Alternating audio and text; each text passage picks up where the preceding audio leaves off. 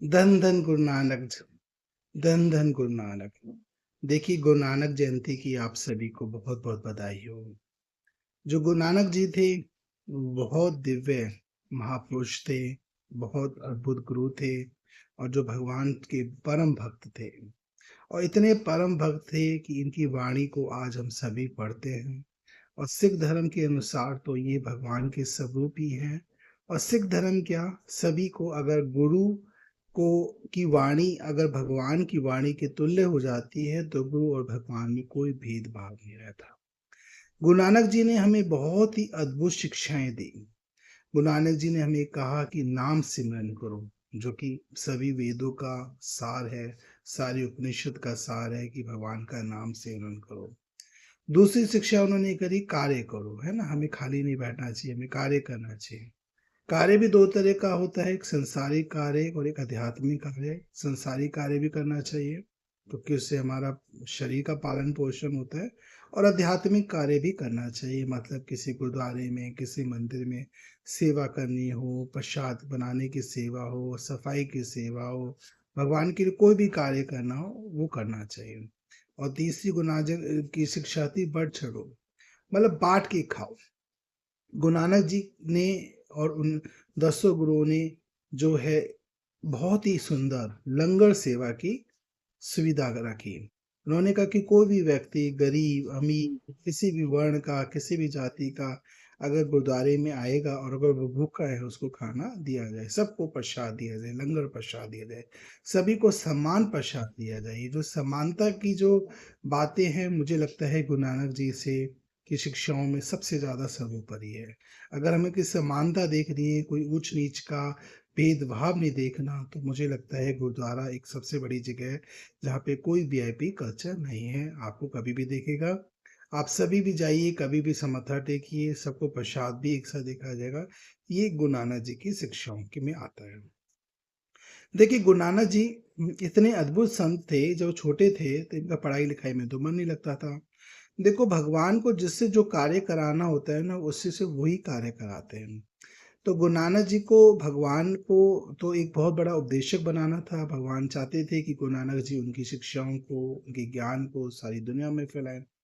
तो जो गुरु नानक देव जी थे, उनके जो पिताजी ने देखा कि मेरा बच्चा कुछ नहीं करता, पढ़ाई में भी कोई ध्यान नहीं देता, तो उन्होंने कहा, अपने बच्चों को कहा, बेटे को कहा, बेटे 20 रुपये लो, मैं तुम्हें 20 रुपये देता हूँ, तुम जाके कोई ऐसा कार्य करो, बिजनेस करो जिसमें मुझे कुछ कमा के लाओ, तो मैं देखता हूँ कि तुम कुछ कमाओगे नहीं कमाओगे। गुरु नानक जी गए, और सुबह से शाम हो गई, उन्होंने देखा, वो कुछ समझ नहीं आया कि वो क्या करें क्या नहीं करें।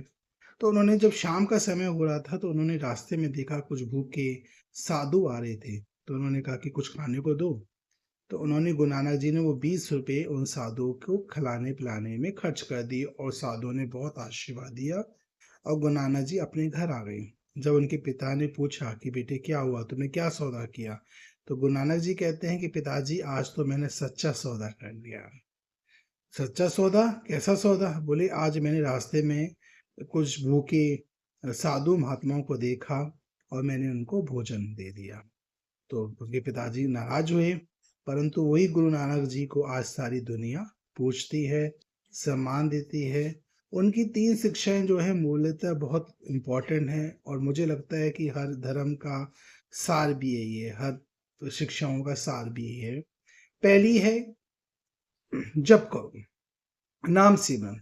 गुरु नानक जी हो, चैतन्य महाप्रभु हो, मीराबाई हो, जो भी भगवान के दिव्य भक्त हुए हैं, उनका एक ही काम रहा है, उनकी एक ही शिक्षा रही कि भगवान का नाम सिमरन करो। देखिए, जो ज्ञान होता है ना, वो किताबों को पढ़ने से कभी नहीं आता। यदि आध्यात्मिक ज्ञान जो है, वो भगवान की किताबों पढ़ने से तो आता ही आता है, परंतु उससे जो मेन आता है, वो आता है नाम सिमरन से। जब आप नाम सिमरन करोगे, जब भगवान का सिमरन करोगे, तो ये जो सब चीज़ें हैं, लीलाएं हैं, जो भगवान की जो वाणी की शिक्षाएं हैं, वो स्वतः ही आपके मन में आएंगी। अदरवाइज आप कितनी भी गीता पढ़ लीजिए, कितनी भी भागवत पढ़ लीजिए, कुछ होने वाला नहीं। दूसरी बात, गुरु नानक जी ने कहा, कीरत करो, मतलब कीरत मतलब काम करो, कोई ना कोई काम करो। अब काम भी दो तरह के होते हैं, एक मटेरियल काम होता है, एक स्पिरिचुअल काम होता है। तो देखो, हमें संसारिक काम तो करना पड़ता है अपना पेट पालन करने के लिए, और दूसरा जो कार्य है, आध्यात्मिक कार्य है, वो भी हमें करना चाहिए। हमें कभी भी मौका मिले किसी गुरुद्वारे में, मंदिर में जाके सेवा करना चाहिए, प्रसाद बनाना चाहिए और भगवान की सेवा को वो छोटा या बड़ा नहीं होता, उसको समान रूप से करना चाहिए। मतलब मंदिर में अगर कोई झाड़ू भी लगा रहा है, पोछा भी लगा रहा है, बाथरूम भी साफ कर रहा है, उसकी भी सेवा उतनी ही पूजनीय है जो कि ग्रंथ साहिब की सेवा कर रहा है या विग्रह विग्रह की सेवा कर रहा है। तीसरी शिक्षा जो गुरु नानक जी ने सबको दी, बट छड़ो, मतलब सबको मिलजुल के बांट के खाना चाहिए। ये जो प्रथा जो गुरु नानक जी ने शुरू करी, आज भी हर गुरुद्वारे में आप देखते हो लंगर की सेवा है कि कोई भी भूखा है, पिपासा है, साधारण भोजन, ऐसा नहीं कि बहुत ज़्यादा आपको लेविशली मिलेगा। साधारण भोजन, दाल रोटी सब्जी जो भी है, प्रसाद जो बन जाता है भगवान को ऑफर किया जाता है, गुरु ग्रंथ साहिब जी को ऑफर किया जाता है, उसके बाद सबको बराबर बांटा जाता है। अगर ये शिक्षाएँ 3 मूलतः 3 शिक्षाएँ कितनी सरल हैं, एक तो भगवान का नाम सिमरन करो, आपको कोई व्रत, उपवास, आडंबर करने की कोई ज़रूरत नहीं है।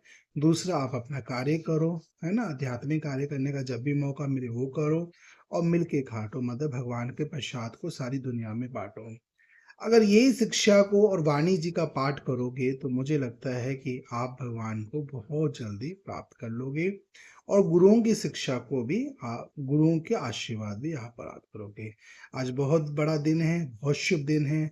एक तरह से देखा जाए तो लोग देव दिवाली बना रहे हैं आज। सब जगह मंदिरों में जाओ दिए जल रहे हैं, लोग रोशनी कर रहे हैं, मोमबत्तियाँ जला रहे हैं, लाइटें जला रहे हैं, मतलब आज के दिन देवता लोग दिवाली बनाते हैं, आज के दिन देवताओं की दिवाली है।